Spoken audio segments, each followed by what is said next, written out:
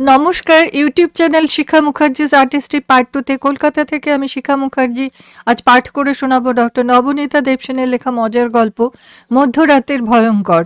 গল্প পাঠের শেষে আমি একটা প্রশ্ন রাখবো এবং অন্তত প্রথম 3 জন সঠিক উত্তরদাতাদের নাম আমি পরের গল্প পাঠের শুরুতে ঘোষণা করব। আগের গল্পের শেষে রাখা প্রশ্নের উত্তর ডিউক।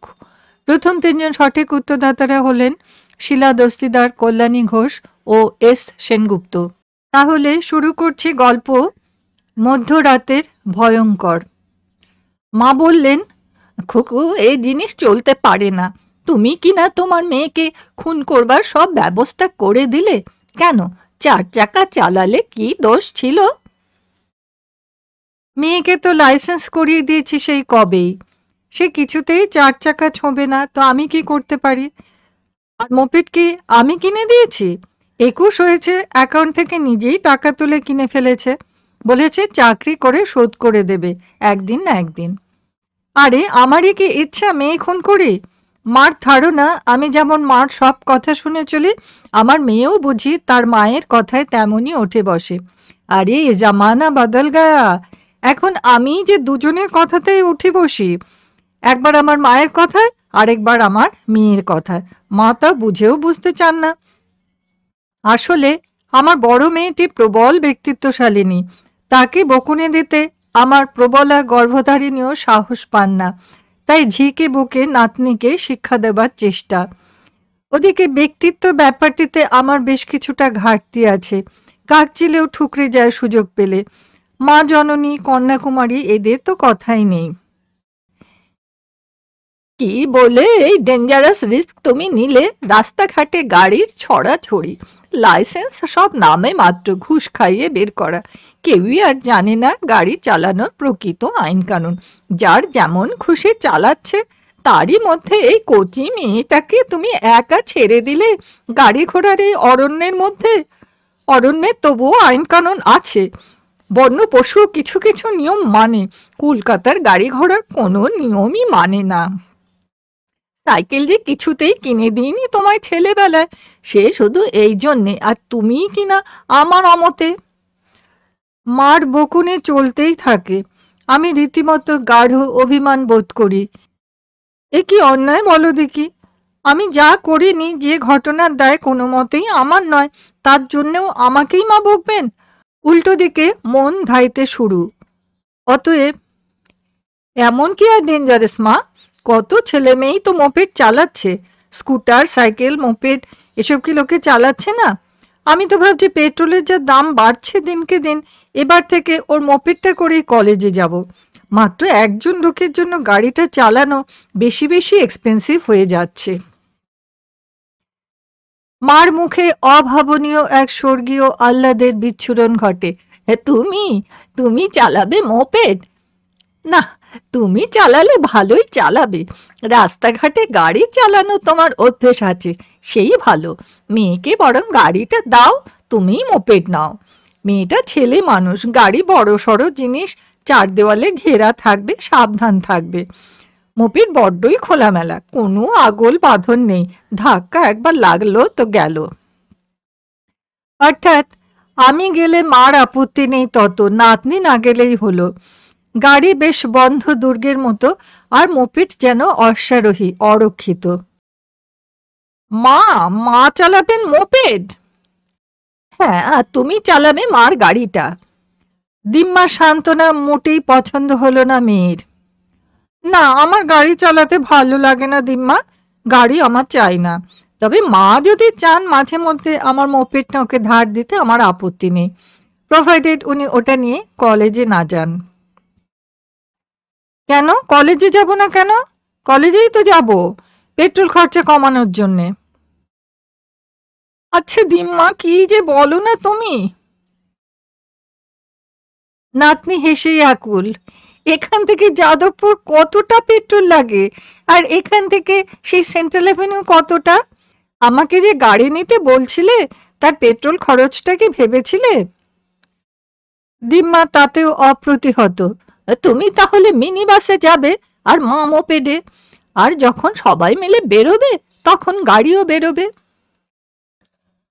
বারে বাহ, এত কষ্ট করে মোপেড কিনলুম, হেলমেট কিনলুম, সারি গার্ড লাগালাম, সব মিনি বাসে করে যাব বলে? মোটেই না। এবারে আমাকে প্রবেশ করতেই হয়। আরে বাবা, আমি আগে চালাতে শিখি। আমি তো মোপেড কখনো চড়িইনি, চালানো দূরের কথা। চালাতে যদি পারি তবে তো নিয়ে বেরোবো, কিন্তু কলেজে কেন যাওয়া বারণ সেটা শুনি। কেন না, আমার বন্ধুরা হাসবে। হাসুকে তোমার বন্ধুরা, লোকে অমন কত হাসে। কোনো ভালো কাজই করা যায় না লোকে কি বলবে ভাবলে। মোপেড যদি চালাতে পারি তবে সর্বত্র যাব কিন্তু। পারবে না কেন? না পারার কি আছে? খুব সোজা, অতি সহজ। গাড়ি চালানোর মতন নয়। অত রকম হাতে পায়ে বিভিন্ন ধরনের কাজকর্ম একসঙ্গে কসরত করতে হয় না সারাক্ষণ নাচ শেখার মতো। স্টার্টিংটাই কায়দা লাগে কেবল। একবার স্টার্ট করলে চলতেই থাকে, প্যাডেলও করতে হয় না। সাইকেলের চেয়েও সোজা। তুমি একবার দেখে নিলেই শিখে যাবে মা। কিন্তু শিখে ফেলেই আমার গাড়িটা মনোপোলাইজ করো না বাপু, মাঝে মাঝে চড়তে চেয়ে নিও। এই চেয়ে নেওয়ার ব্যাপারটা আমার মনের মতো হলো না, কিন্তু আমি বললুম শুধু, আগে তো শিখি। চলো না, শিখবে, এখনই শিখিয়ে দিচ্ছি। মেয়ে উদার সুরে আহ্বান জানায়। কিন্তু আমি কোথায় এক পায়ে রাজি থাকবো তা নয়। আমার মুখ দিয়ে বেরিয়ে এলো, না না, এখন থাক, এখন নয়। এখন ভর দুপুরবেলা চারদিকে লোকজন, সবাই দেখবে। রাত্রির বেলা রাস্তাঘাট ফাঁকা থাকবে, তখন সেফটিও বেশি, তখন শিখবো। লোকে দেখলে কি ভাববে? এই না বলছিলে লোকের কথা ভাবলে জীবনে কোনো বড় কাজই করা যায় না। এটা তো তেমন বড় কাজ নয়, তুচ্ছ কাজ। এর জন্য লোকের কথা ফেস করাটা নট ওয়ার্থ ইট। রাত্রিরে হবে এখন। হায়, রাত্রির তো হবেই, কখনো না কখনো হলো। মা বললেন, খুকু, এই তো দিব্যি রাস্তাঘাট ফাঁকা হয়ে গেছে। যা, এই বেলা মেয়ের কাছে চট করে মোপেড চালানোটা শিখে নে বরং। আমারও পছন্দ হলো কথাটা। বয়স হয়ে মা দিনে ঘুমোন, রাতে জাগেন। মায়ের সঙ্গে সঙ্গে আমরাও অনেক রাত্রির অবধি জেগে জেগে গুলতানি করি। রাত্রি তখন 11:30 বেজে গেছে। পথঘাট সত্যি ফাঁকা। বাড়ি বাড়ি আলোও নিভে গেছে। প্রতিবেশীরা নিশ্চিন্ত নিদ্রায়। কারুকে বিব্রত করার ভয় নেই। নিচে নামলুম, সঙ্গে 2 কন্যা ও কানাই। ঝকঝকে কালো ঘোড়ার মতো নতুন তেজি মোপেড দুয়ারে দাঁড়িয়ে আছে। ছোট মেয়ে সাইকেল দিব্যি চালায়, কিন্তু মোপেডে নিরুৎসাহ। ওরে বাবা, আমি পারবো না। বড় মেয়ে বলল, এই দেখো হ্যান্ডেল, এই হচ্ছে অ্যাক্সিলারেটর, এই ব্রেক, দুটোই হাতে, পায়ের কিচ্ছু নেই এতে, শুধু স্টার্টটা পায়ে করে। ওদিকে ঘোরালে অ্যাক্সিলারেট করবে, এদিকে ঘোরালেই বন্ধ। এটা হচ্ছে ব্রেক, দেখে নাও। আর এই পায়ের কাছে এইভাবে এটাতে ঝাঁকি মেরে আর হাতে এইটা টিপে, এই যে দেখে নাও, স্টার্ট করতে হবে। এটা কিন্তু শক্ত, ভালো করে দেখেছো? গিয়ার টিয়ার কোন দিকে? নেই, এটা গাড়ি নয়, এটা আসলে সাইকেলই, কেবল মোটরে চলে। প্যাডেলও আছে, তেল ফুরোলে প্যাডেল করে চলে, তবে একটু ভারী লাগে। এই যা, নাও এদিকে দেখো। কি দেখছো অন্যমনস্ক হয়ে? এদিকে তাকাও। ওদের বাড়িতে একটা আলো জ্বলছে। জ্বলুক, ওটা তো রোজই জ্বলে, ওটা ওদের সিঁড়ির আলো। স্টার্ট দেবার পরে স্ট্যান্ডটাকে এই যে এই জিনিসটা আগে নামিয়ে দেবে, এমনি করে। এবার গাড়িটা চলবার উপযুক্ত হলো। প্রথমে স্টার্ট দেবে এমনি করে, বুঝেছো? তারপর, আচ্ছা আমি আগে চালিয়ে দেখিয়ে দিই বরং, তুমি দেখে শিখে নাও। দেখো, এইভাবে চড়ে বসবে। মেয়ে তো ব্লু জিন্স পরা, লাফিয়ে উঠে বসলো। আমি যতই উচ্চে তুলি না কেন শাড়িটা, কখনো ওভাবে উঠে বসতে পারবো না। স্টার্ট দেবার পরে গাড়ির স্ট্যান্ড থেকে নামিয়ে সিটে বসবে। একটু পরে উঠতে হয় এতে, বুঝলে? গাড়ির মতো নয়, আগে উঠে বসে পরে স্টার্ট দেয় না। এমনি করে অ্যাক্সিলারেট। মেয়ের গলা আর শোনা গেল না। প্রবল ফটফট শব্দের মধ্যে দূরে মিলিয়ে গেল। দেখ না দেখ, ওই মোড়ের কাছে পৌঁছে গিয়ে বাঁই করে ঘুরে আসছে। ফিরে এসে স্পিড কমিয়ে, এই দেখো মা, এইভাবে ব্রেক কষছি। বলতে বলতে মেয়ে আস্তে করে থেমে গেল। অন্ধকারে অবশ্য কিছুই দেখা গেল না। কেমনভাবেই বা সে স্টার্ট করেছিল ওই গাড়ি, কেমনভাবেই বা সে অ্যাক্সিলারেট করলো, আর কেমনভাবেই বা ব্রেক কষেছে, কিন্তু সেটা মুখে ফুটে স্বীকার করতে আমার বাধল। ইতিমধ্যে আমাদের বাড়ির রকে রোজ শুয়ে থাকে একটা রিটায়ার্ড ঠিকে কাজের মেয়ে রানী। সে মহা উৎসাহে উঠে বসেছে, আর উল্টো দিকে টিউবওয়েলে জল খাচ্ছিলেন এক বৃদ্ধ ভিখিরি, হাতে বাটি লাঠি বগলে পুঁটুলি। তিনিও এসে কানাইয়ের সঙ্গে বাতচিত শুরু করেছেন। দুর্গা বলে এগিয়ে যাই। প্রথমে আমি মেয়ে দেখা দেখি ঝাঁকুনি দিয়ে দিয়ে গাড়িটা স্টার্ট দিতে চেষ্টা করি, কিছুতেই হয় না। মেয়েই স্টার্ট দিয়ে দিল। তারপর প্রায় হাঁটু অবধি শাড়ি উঠিয়ে যা থাকে কপালে, বাঘের পিঠে জগদ্ধাত্রীর মতো তো অধিষ্ঠিত হলাম পাদপিঠে, পা রাস্তায়। ছোট মেয়েটা ভীতু, সরু গলায় ও মা, মা পড়ে যাবে না তো বলে উঠল। বড়টি সাহসিকা, চুপ কর তো, পড়বেন কেন? মা তো সাইকেল চালাতেন কলেজে, সাইকেল প্রতিযোগিতায় 3-3টে মেডেল আছে না? হ্যাঁ তা থাক, কিন্তু শান্তিনিকেতনে সেবার তো সাইকেল চড়তে গিয়ে ধাই করে মা পড়ে গিয়েছিলেন, মনে নেই? ছোট মেয়ের দ্বন্দ্ব ঘুচতে চায় না। সে অনভ্যেসের দরুন, সাইকেল আর সাঁতার কেউ ভোলে না, জানিস? জানি, কিন্তু মা যে আলাদা। মা তো সেবার মহালয় সাঁতার কাটতে গিয়ে গঙ্গায় ডুবে যাচ্ছিলেন, আমরা স্বচক্ষে দেখেছিলাম না। অথচ মার তো লাইফ সেভিং সার্টিফিকেট আছে দিম্মার আলমারিতে, আছে না? আমি আর পারি না। যা যা, যত সব বাজে কথা। হঠাৎ ডুববো কেন? শাড়িতে পা জড়িয়ে ধরেছিল তাই। আর সাইকেল যে আজকাল চড়তে পারি না, সেটা তো কেমব্রিজে সেই অ্যাক্সিডেন্টের পরে, সাইকোলজিক্যাল ব্লক থেকে। কি অ্যাক্সিডেন্ট মা? কি অ্যাক্সিডেন্ট মা? দুজনেই ব্যাকুল। ওই যে টিউটরের কাছে যাচ্ছিলাম তো, অন্যমনস্ক হয়ে চালাচ্ছি, হঠাৎ একটা পার্কড ভেহিকেলের সঙ্গে একটা থেমে থাকা লাল দোতলা বাসের সঙ্গে ধাক্কা লেগে রাস্তায় পড়ে গেলুম। আর ঠিক সেখানেই পুলিশ ব্যাটা ডিউটি দিচ্ছিল। সেই থেকে কেমন ভয় ধরে গেছে। চলে আসার সময় আমার লাল টুকটুকে সাইকেলটা বিখ্যাত অর্থনীতিবিদ পার্থ দাশগুপ্তকে দিয়ে এসেছিল। সে যখন ট্রিনিটিতে আন্ডার গ্র্যাজুয়েট ছাত্র। দেখা হলে জিজ্ঞেস করিস। খুব হয়েছে, এখন চালাও দেখে। এই তো এমনি করেই তো। বেশ, একটু ঠেলে দে আগে, নইলে এগোবো কি করে? ঠেলবো কি গো, নিজে নিজে যাবে, স্টার্ট তো দিয়ে দিয়েছি। এবার দুপাশে পা রাখো, হ্যাঁ র্যাকটা তুলে নাও, হ্যাঁ বাহ, এবারে অ্যাক্সিলারেট। বলতে না বলতে গাড়ি তীর বেগে বেরিয়ে যায়, আমি সমেত। দুপাশে দুই কন্যা প্রাণপণে ছুটছে, পেছনে পেছনে কানাই, তার পেছনে বাটি লাটি পুটুলি বগলে বৃদ্ধ ভিখারি। তিনিও খুব জড়িয়ে পড়েছেন এই এক্সপেরিমেন্টে। আর রানী আমাদের বাড়ির সামনে রাস্তার ওপরে কোমরে হাত দিয়ে দাঁড়িয়ে গলা চিরে চেঁচিয়ে চেয়ার গার্লের কর্তব্য পালন করছে। চেঁচাচ্ছি অবশ্য আমরা সকলেই, কিন্তু ঠিক ঐকতানে নয়, যে যার স্বকীয়তা বজায় রেখে। একেই কি বলে হারমোনি? বড় কন্যা, ঠিক হচ্ছে মা, ঠিক হচ্ছে, চলতে থাকো। ছোট কন্যা, ওরে বাবা, মা গো, পড়ে যেও না যেন, দেখো বাবা, ও গো মা গো, যেন পড়ো না।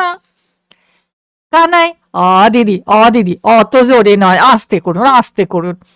ভিখিরি বৃদ্ধ, ও গো তোমরা সবাই থামো না একটু, তোমরা একটু থামো দেখিনি, আমার বৌদিদি ঠিকই চলে যাবে এখন, দুগ্গা দুগ্গা। অত কথা বললে কি আর মাথার ঠিক থাকে কাউর?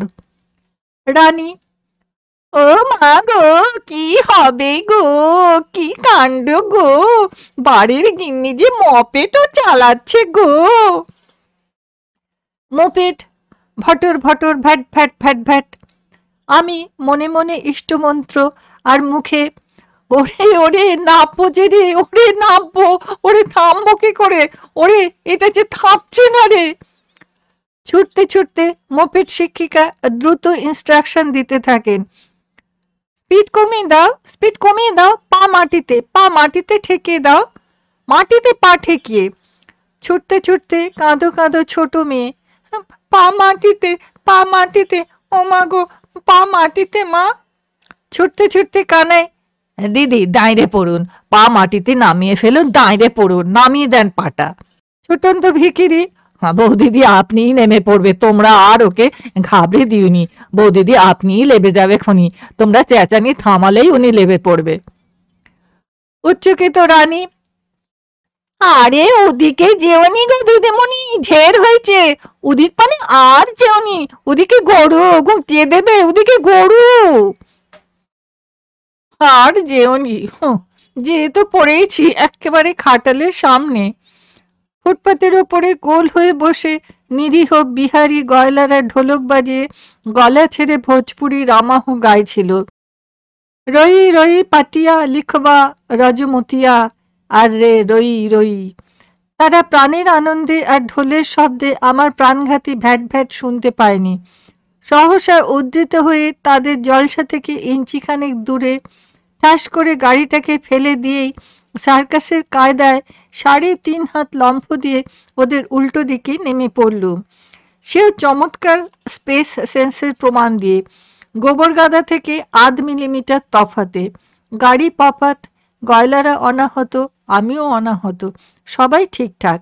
শাড়ি ঝাড়তে ঝাড়তে ভাবলুম অনেকটা সাইকেলের মতোই। ততক্ষণে হাঁপাতে হাঁপাতে আমার রেজিমেন্ট এসে পড়েছে।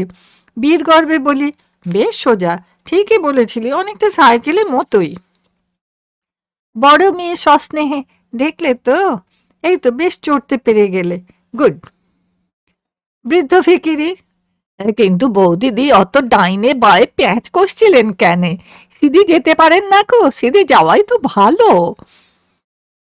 কানাই সগর্বে, আর একটু প্র্যাকটিস করলেই সিধে যেতে পারবেন, ব্যালেন্সটা এসে যাবে, প্রথমবারেই দিদি প্রায় শিখেই ফেলেছেন।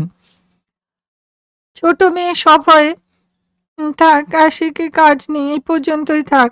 মা আর একটু হলেই গয়লাদের চাপা দিয়ে দিচ্ছিলেন, নিজেই গোবর গাদাতে পড়ে যাচ্ছিলেন অল্প একটুর জন্য, নিহাত বাই চান্স। রানী দূর থেকে অদৃশ্য দেবতাদের নমস্কার করে, দুর্গা দুর্গা, ও বড় দিদি, ছোট দিদি, তোমাদের মা জননীকে একবার ডাকো, ভালোই ভালোই ঘরে ফিরে নিয়ে এসো বাচ্চারা, আর মপেট চালিয়ে কাজ নেই গো মায়ের, কি পেহার। বাইরে রাজ্য জয়ের মতো মুখের ভাব হলেও আমার বুকের ভেতরে দুরু দুরু। সেই যে দোলন চাপার খুদে ছেলেটি বম্বেতে একটি সরু সাঁকো পার হতে হতে বলেছিল না, I am not at all afraid, কিন্তু মনে মনে ভীষণ ভয়।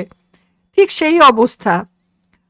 গয়লারা তো গান বাজনা বন্ধ করে প্রাণ ভয়ে হায় রাম বলে ঢোল ফেলে উঠে দাঁড়িয়েছে। গরুগুলো নেহাত খোঁটায় বাঁধা, কিন্তু তারা বহুদ্রষ্টা প্রাণী, ঠিকই বুঝেছে একটা ভয়ঙ্কর কাণ্ড কারখানা সংঘটিত হতে চলেছে। একটা বিয়ারা বাছুর ভয় পেয়ে গিয়ে অকস্মাৎ গলা ছেড়ে কেঁদেই উঠল, হাম্বু। কি অলক্ষণে গরু রে বাবা! না, এদিকটায় সত্যি আর প্র্যাকটিস করা যাবে না দেখছি। ইতিমধ্যে আমাদের দলের রাস্তা থেকে আরও একজন কর্তা ব্যক্তি, এপাড়ার প্রহরী সারমেয়টি, এসে যোগ দিয়েছেন। তিনি সবলে সরু ল্যাজ নেড়ে নেড়ে উৎসাহ দিচ্ছেন। আমি আত্মস্থ পদক্ষেপে স্থিতধীর স্টাইলে মোপেডটি হাঁটিয়ে হাঁটিয়ে নিয়ে আসছি, সঙ্গে সারমেয় ধীর পদে সঙ্গে সঙ্গে হেঁটে আসছেন। মহাপ্রস্থানের স্মৃতি মনে না পড়ে উপায় নেই।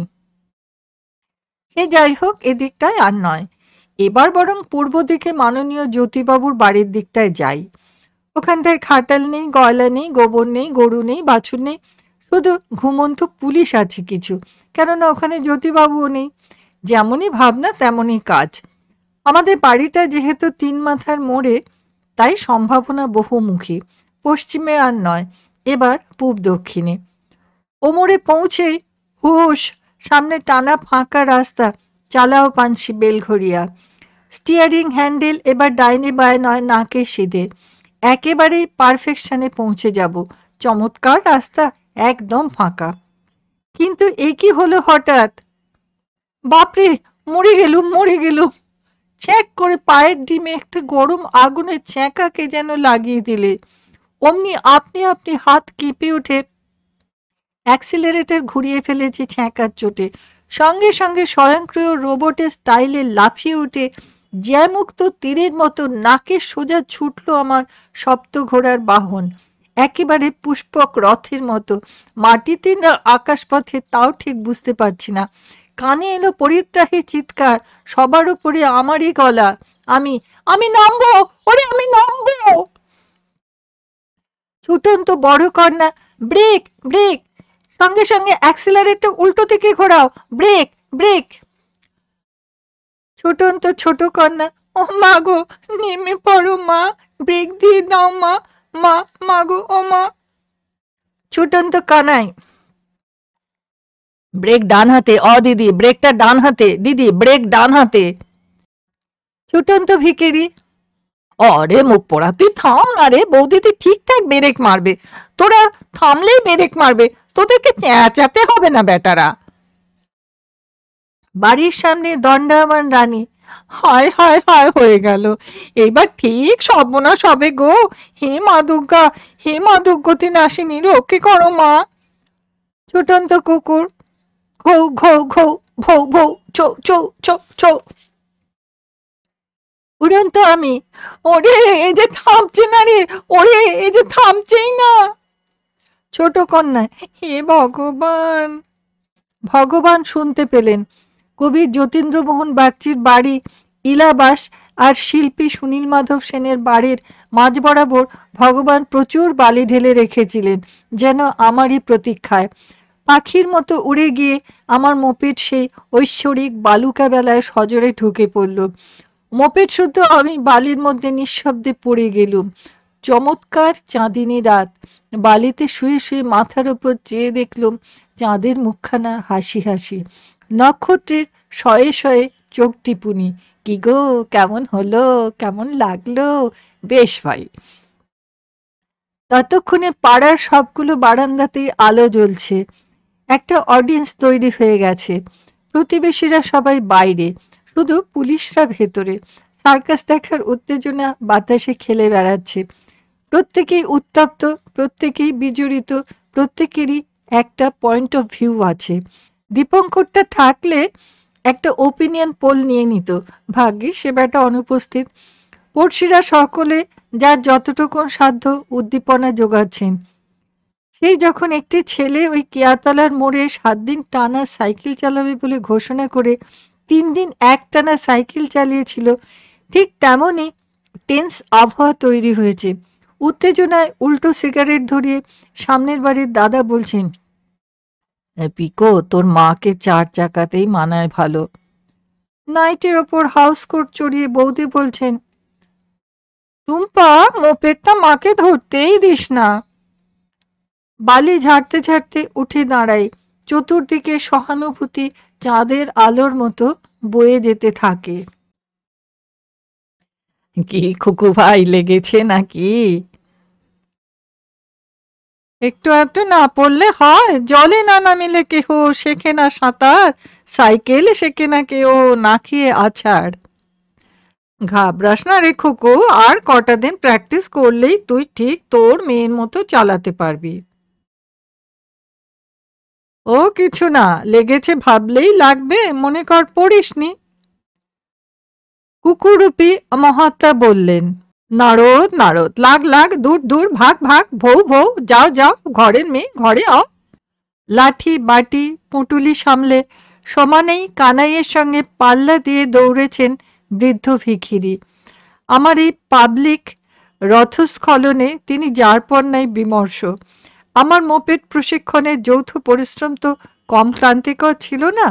তিনি এখন কানাইকে ডেকে বলছেন, ভাইটি একটু টিউবকলটা পাম্প করে দেবে, একটুকুনি জল খাবো। দিদির কীর্তিতে সলজ্জ নির্বাক কানাই হাঁটু অবধি প্যান্ট গুটোনো আমার মেয়ের মোপেড ঠেলে নিয়ে আসছে। দুই মেয়ে দুই পাশে ঘন হয়ে লেপ্টে এসে দুই কানে গুনগুন করে বলছে, বেশি লাগেনি তো মাগো, বেশি লাগেনি তো, বেশি লাগেনি তো মাগো, বেশি লাগেনি তো। আমি প্রাণপণে চেষ্টা করছি না খুঁড়িয়ে সহজভাবে এবং গ্রেসফুলি হেঁটে বাড়িতে ঢুকে পড়তে। কপিল দেব ক্যাচলুফে আউট করে দেবার পরে ইমরান খান যেভাবে আস্তে হেঁটে সেদিন প্যাভিলিয়নের দিকে আসছিলেন, আহা, আউট হয়েও কি গ্রেস, কি পয়েজ! অনেকটা সেইভাবে একদিকে মাথা ঝুঁকিয়ে স্টাইলিশভাবে পা ফেলবার চেষ্টা করছি। পথের দুপাশে চেনা অচেনা উৎসাহী দর্শককুলের গার্ড অফ অনারের মাঝখান দিয়ে কিছু সদ্যস্নাত রিক্সাওয়ালার পাশাপাশি গয়লারাও ওমর থেকে হেঁটে এমোড়ে চলে এসেছে তামাশা দেখতে। এমনকি মহামান্য পুলিশরাও আড়মোড়া ভেঙে উঠে এসেছেন। কেবল গরুগুলোই যা খোঁটা উপড়ে ছুটে আসতে পারেনি। কান গরম, পা জ্বলে যাচ্ছে। কোনো রকমে যেন কিছুই হয়নি ভাব করে বাড়িতে এসে পৌঁছে কাতরে উঠলুম, বার্নল, বার্নল, আমার পা পুড়ে গেছে। পা পুড়ে গেছে? সে কি, রাত দুপুরে বালিটা গরম ছিল নাকি? কেটে কুটে যায়নি, পুড়ে গেল, সে আবার কি? রানী কপাল চাপড়ে বলল, পুড়বে নি, পুড়বেই তো, কলি কাল, দিনে দিনে আর কত কি চোখে দেখবো কে জানে। কানাই বড় শান্ত ছেলে। ইতিমধ্যে গাড়িটা পরীক্ষা করে খুব গরম একটা জায়গা বের করেছে, যেটা চামড়াতে ঠেকলে ছ্যাঁকা লাগবেই লাগবে। কিন্তু সেখানটা মোটেও চামড়াতে ঠেকার কথা নয়, আমার চড়ার গুণেই ঠেকে গেছে। কানাইয়েরও কখনো ছ্যাঁকা লাগেনি, পিকোরও নয়, ওরা তো দিব্যি নিরাপদে চালিয়েছে। ওদের নিঃশব্দ হাস্য অগ্রাহ্য করে মার কাছে চলে এলুম। মা ঘরবন্দি মানুষ, বারান্দায় বেরোতে পারেন না। ওদিকে রাস্তায় যে কি দৃশ্য নৈশ বিপ্লব ঘটে যাচ্ছে মা কিছুই টের পাননি। এক মুখ উজ্জ্বল হেসে মা আমাকে রিসিভ করলেন। আয় বস, হলো শেখা? ওই একরকম। পারলি চালাতে? ঠিক এমন সময় কানাই এসে বলল, দিদি, বার্নল। বার্নল কেন রে, বার্নল কি হবে? পা পুড়ে গেছে দিদির। খুব লেগেছে না মা? দেখি দেখি। আশ্চর্য, আমরাও চড়ি, কখনো পা পড়ে না, তুমি পড়ালে কেমন করে বলো তো? পা পড়ালি নাকি গাড়ি চালাতে গিয়ে? এ কি রান্না বান্না! আশ্চর্য মেয়ে বাপু। ওই মোপেডের এক্সস্ট পাইপে ছ্যাঁকা খেয়ে গেছেন। সে কি রে খোকু, সত্যি? কন্যার গাড়ি চালানোর চমৎকারিত্বে অপরিসীম বিশ্বাসী মা বেচারির দুই চোখ বিস্ময় বিস্ফারিত বেদনা। অর্থাৎ মার চোখ বলছে, একদিন কলকাতা শহরে গাড়ি চালিয়ে শেষে কিনা এই। গাড়ির এক্সস্ট পাইপ থেকে যে পায়ে ছ্যাঁকা লাগতে পারে না, মাকে সে ব্যাপারটা বোঝাই কি করে? বেশি লাগেনি, একটুখানি ফোসকা। লজ্জিতভাবে বলি। দেখি দেখি, ও বাবা, এ যে অনেকখানি রে। মা কিছুক্ষণ বিমর্ষভাবে চুপ করে থাকেন। মেয়েরা সযত্নে বার্নল লাগিয়ে দেয়, মা দেখেন। ফার্স্ট এড শেষ হলে মা ফোঁস করে একটা দীর্ঘ নিঃশ্বাস ছাড়েন। আমি তাড়াতাড়ি বলি, ফোসকাটা সেরে গেলেই আবার। থাকে যাগে, ও আর হলো না। তোমার আর মোপেড চালিয়ে কাজ নেই মা, তুমি তোমার 4 চাকার যন্ত্র নিয়েই থাকো। পিকো যেটা পারে তুমিও সেটা পারবে, আমি এইটি ভেবেছিলুম। অক্ষম সন্তানের উচিত সংকোচে আমি অনেকখানি মাথা ঝুলিয়ে দিয়ে চুপ করে থাকি। সত্যি তো, পারিনি, মোপেড আমি চালাতে পারিনি। তবু সাহস করে বলে ফেলি, পায়ে ছ্যাঁকাটা যদি না লাগতো মা। পিকোর কি ছ্যাঁকা লেগেছিল? ও তো জিন্স পরে। তোমাকে জিন্স পরতে কে বারণ করেছিল? যে দেবতার যা মন্তর। যা বাবা, মোপেডের জন্য জিন্স পরে শেষে যাদবপুরে থাক মা, আমার ভাঙাচোরা গাড়িটাই ভালো। পরদিন কলেজে যাব, গাড়ি বের করছি। রানী রকে বসে মুড়ি খাচ্ছে। আমাকে দেখে হেসে হেসে চোখ নাচিয়ে বললে, এই তো দিব্যি মাইনেছে এবারে। বলে, পায়েসি ফোসকাটা আজকে আছে কেমনি? বুঝলেনি গা দিদিমণি, ঝাড় ক্ষম তার সাজে, অন্যজনে নাতি বাজে, যে বয়সে যা। আজকের গল্প পাঠ মধ্যরাতের ভয়ঙ্কর এখানেই শেষ হলো। শ্রোতা বন্ধুরা, যদি ভালো লাগে তাহলে লাইক করবেন, বন্ধুদের সঙ্গে শেয়ার করবেন এবং যারা এখনো পর্যন্ত এই চ্যানেলটা সাবস্ক্রাইব করেনি তাদের কাছে সাবস্ক্রাইব করার অনুরোধ রাখলাম। আজকের প্রশ্ন, লেখিকা তার কেমব্রিজে কেনা সাইকেলটা কাকে দিয়ে এসেছিলেন? আশা করি আপনারা সকলে ভালো আছেন, সুস্থ আছেন। সকলকে ধন্যবাদ জানাই।